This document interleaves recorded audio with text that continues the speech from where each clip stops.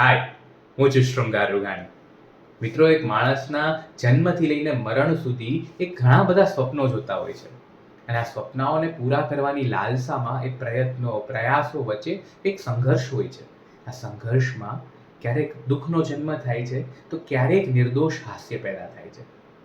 જીવનના આવા જ બધા સારા, નરસા અનુભવો સાથે એક નાટક પ્રસ્તુત થવા જઈ રહ્યું છે, જેનું નામ છે અધૂરા મધુરા શમણા. જી હા, આ નાટકને લખ્યું છે શ્રી અરવિંદ રાવલ દાદાએ અને આ નાટકને દિગ્દર્શિત કરે છે અમારા પ્રિય એવા ભરત ત્રિવેદી દાદા. તો આ નાટક જોવાનું ચૂકશો નહીં. ક્યારે? તારીખ 22મી નવેમ્બર શનિવારે રાત્રે 9:30 વાગ્યે હેમુ ગઢવી નાટ્યગૃહ રાજકોટ ખાતે.